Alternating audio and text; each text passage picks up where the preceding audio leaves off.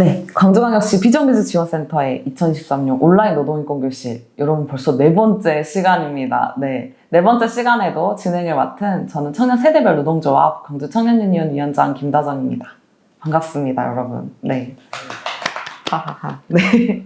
저번 시간에 저희가 이제 지역 속의 지역 속 현장의 산업재해에 대해서 조금 이야기를 나눠봤는데요. 오늘은 조금 우리가 주변에서 쉽게 볼 수 있는 분들에 대한 노동안전에 대해 이야기를 나눠보려고 해요.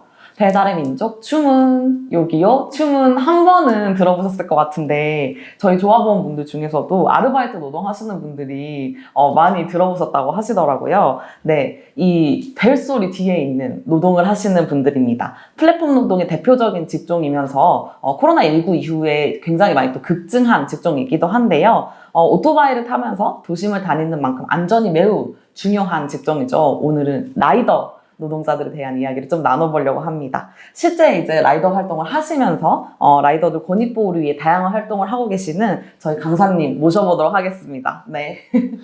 안녕하십니까. 공공운수노조 라이더 유니온 광주지회 요기요 분회장을 맡고 있는 김광수라고 합니다.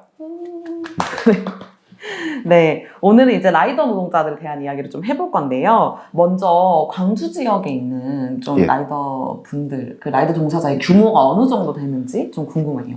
이게 오피셜하게 파악된 건 아니고 저희 노동자들끼리 대략적으로 파악하기에 약 1000명에서 1300명 정도로 파악을 하고 있습니다.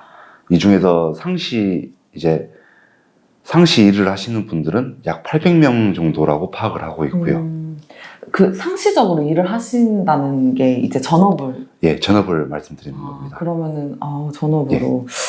저희가 며칠 전에 저희 사무실로 노동상담이 한 건 왔었는데, 이주 노동자인데, 이제 라이더 분이셨어요. 이제 다른 노조에서 저희한테 이제 연락이 왔었는데, 노동자성 인정 사례가 있는지 물어보시더라고요. 그래서 제가 라이더 유니온 연결을 좀 해드린 적이 있는데, 좀 이렇듯 그분이 이제 다치셔가지고, 산업재해 때문에 그 신청을 하려고 하는데, 좀 이제 노동자성 인정이 되냐, 이러면서 좀 물어보셔서, 그때 이야기를 나눴던 기억이 나는데, 라이더들 고용료 상태가 좀 어떤지 궁금하고요. 노동자성 인정 사례가 혹시 있을까요? 저희 이제 배달 라이더들은 현재까지는 법률상 노동자로 인정을 받지 못하고 있습니다. 그런데도 불구하고 이제 각계각층의 노력으로 인해 가지고 산재 처리는 또 가능하고요. 산재 처리를 하려면은 이제 보험이라든지 이런 부분들을 또 다 가입을 하셔야 하죠. 예. 네, 저도 이제 저희도 이제 플랫폼 프리랜서 활동들 하면서 많이 보는 게 이제 이분들이 사실 노동자성 인정 관련해서 문제들이 되게 많더라고요. 그래서, 가장 이제 중요한 게 사실 이동 노동자들은 사고의 위험이 굉장히 높잖아요. 맞습니다. 그래서 제가 지난 자료를 하나 본 적이 있는데 그 산업재해 비율 직종 중에 라이더 분들이 이 건설 노동자가 굉장히 많잖아요, 산재가. 건설 노동에 비해서 약 3배 정도 산재 시청률이 훨씬 더 높은 것으로 이게 작년 아마 자료였을 건데 나온 자료를 한번 본 적이 있습니다. 그 정도로 이제 굉장히 산재 취약한 계층이라고 볼 수 있는데 맞습니다. 안전사고가 만약에 난다면 이분들은 어디서 좀 보상을 받나요? 이제 방금 전에 말씀하신 것처럼 산재 처리 건수가 좀 많은데 산재 처리 건수가 많은 거는 일단은 단독 사고가 많아서 그렇습니다. 이제 차대차 사고라든지 일반적인 저희가 말하는 교통사고가 났을 때에는 과실률에 따라서 보험으로 치료를 합니다. 근데 나의 일방적인 과실이거나 예를 들어서 가만히 서 있는 차를 내가 못 보고 받았어요. 그럴 때는 이제 나의 100% 과실이니까 이럴 경우에 내 보험으로 상대방을 보상해 주면 되지만 저도 다칠 거 아닙니까? 저 같은 경우에는 산재 처리를 해야 되죠. 이러한 경우고 또 오토바이 특성상 외부에 노출돼 있고 이제 뭐 길이 미끄럽다거나 하면 오늘같이 비 온 날이거나 하면은 혼자 넘어지기 쉬워요. 이걸 보고 단독사고라고 하거든요. 단독사고 비율이 굉장히 높습니다. 그래서 그 단독사고가 나면 몸 다쳤을 시에 이제 산재 처리를 받을 수 있는 거고요. 이것도 마찬가지로 소득신고, 고용산재보험 다 이제 신고를 하셔야지 음. 받을 수 있죠. 예. 아, 보통 교통사고, 우리 교통사고 났을 때처럼 그렇게 예. 처리하는 경우가 있는데, 이제 단독사고가 일어날 경우는 보험이. 예, 단독 사고나 나의 과실이 100%일 때, 내가 다쳤을 때에는 산재로 처리를 할 수가 있습니다. 보험이 굉장히 중요하겠네요. 예, 맞습니다. 네. 혹시 조금, 활동하시면서 만난 그 산재사고 사례들이나 이런 것들 좀 있으면 몇 가지 소개해 주실 수 있나요? 제가 이제 산재 처리를 한번 했었는데요.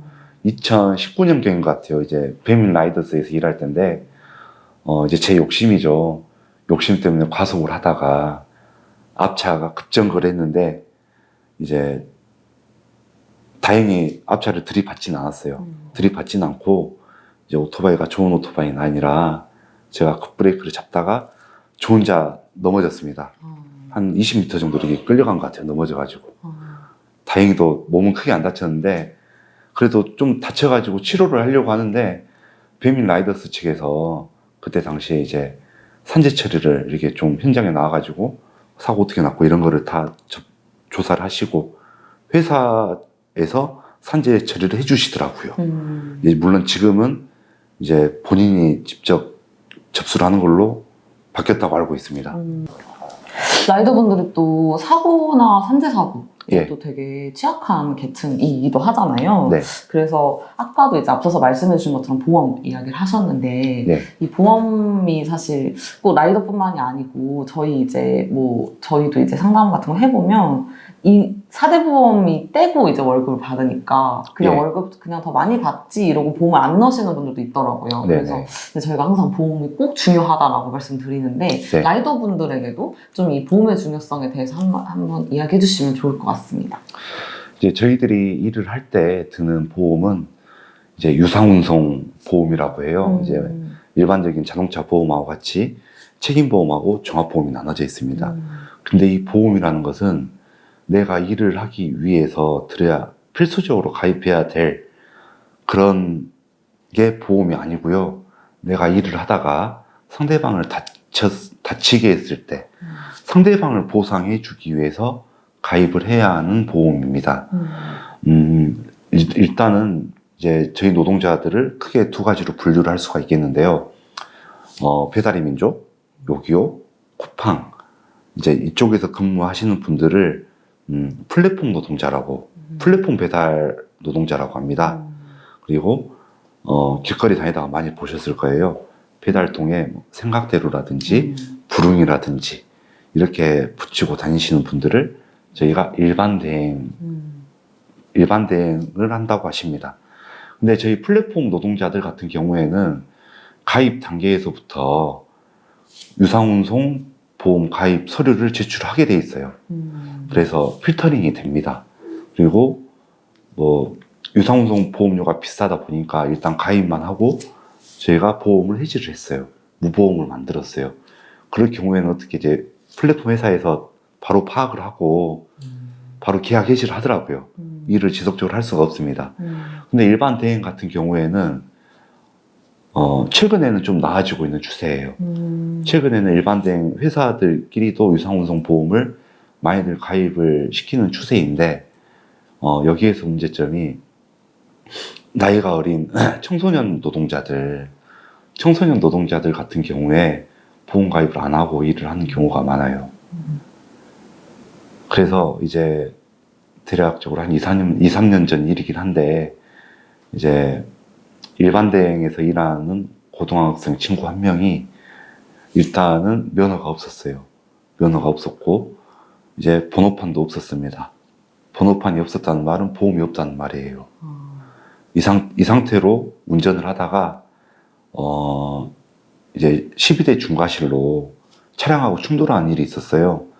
그래서 이제 본인이 일단 많이 다쳐서 다리를 절단하게 됐어요. 본인이 많이 다쳐가지고. 근데 이제 제가 말씀드렸다시피 내 몸을 다치는 거는 산재나 이런 걸 통해서 해결을 하면 되는 부분이고 문제는 상대방이에요. 상대방이 이제 차에 타신 분이 크게 다치시진 않으셨어요. 근데 이제 그 사고 당시에 막 피가 낭자하고 뭐 이런 부분들 때문에 현재까지도 트라우마가 있어가지고 정신과적 치료를 하고 계신다고 하는데, 일단은 그 부분에 대해서 우리 운전자, 그 어린 친구가 보상을 할 수가 없어요. 예. 보상을 할 수가 없고, 현재도 계속 치료 중이시고, 이제 그 친구도 물론 몸이 많이 다쳐서 힘들겠지만, 힘든 거하고 별개로 또, 이제 지금쯤 성인이 됐을 건데, 그 친구는 성인이 되자마자 신용불량자로 출발을 하는 겁니다. 단지 보험 하나를 안 들었다는 이유 때문에. 일단은 내가 경제적으로 어려워지기도 어려워지는 거고, 상대방에 대한 충분한 보상을 해줄 수가 없어요.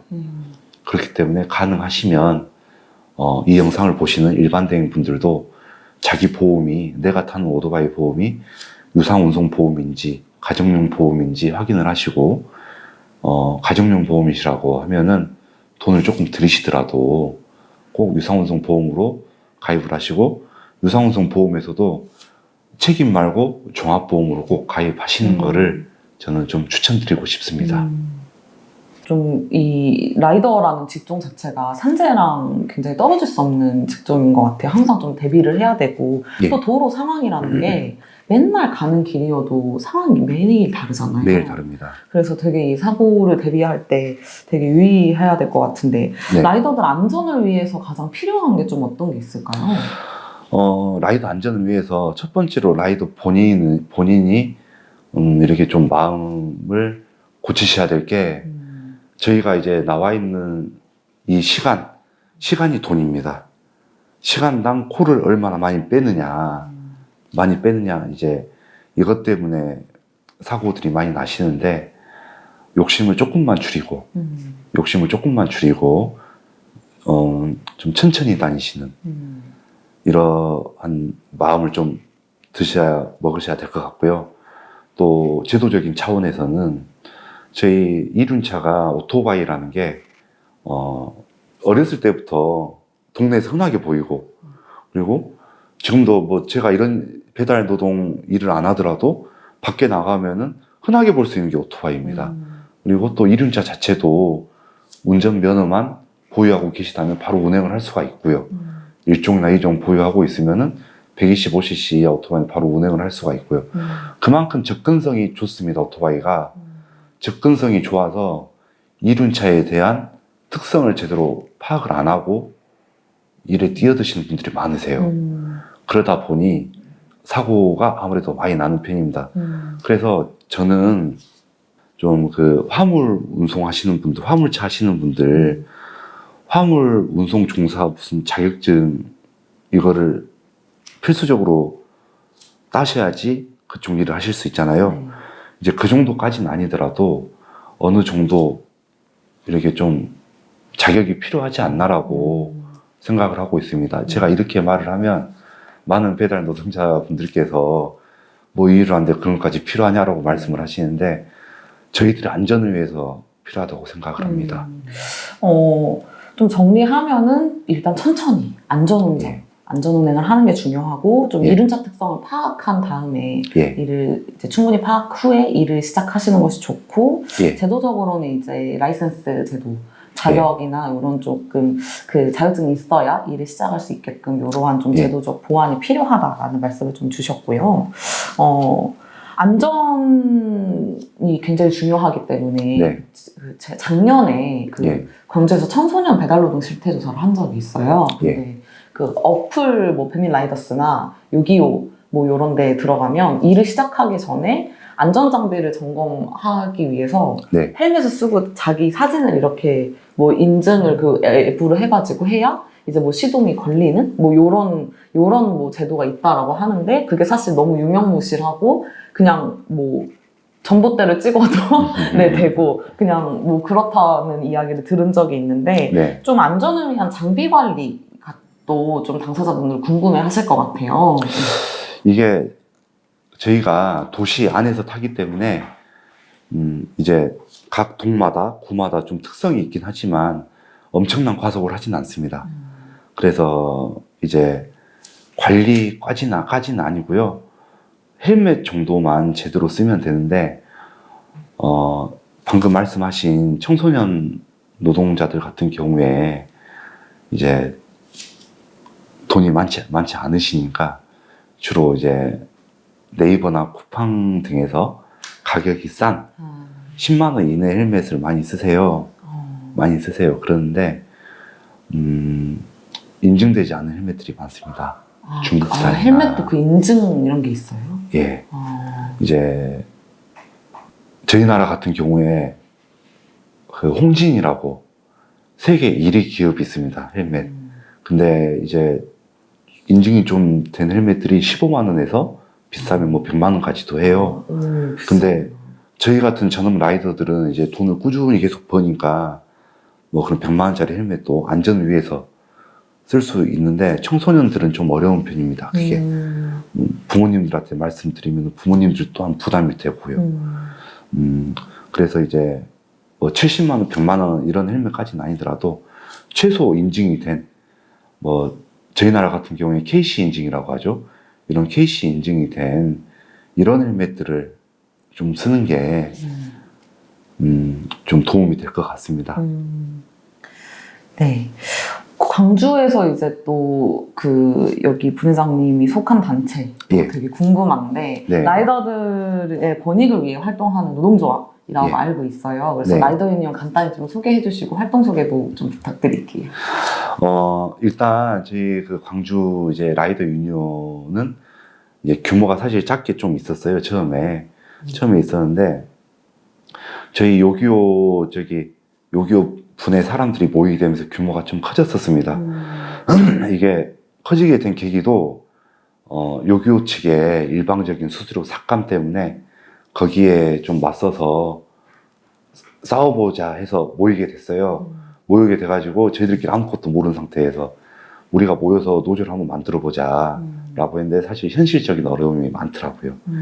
그래서 이제 현재 저기 지부장인 박창현 지부장을 만나게 됐고 이제 합류를 하게 됐습니다.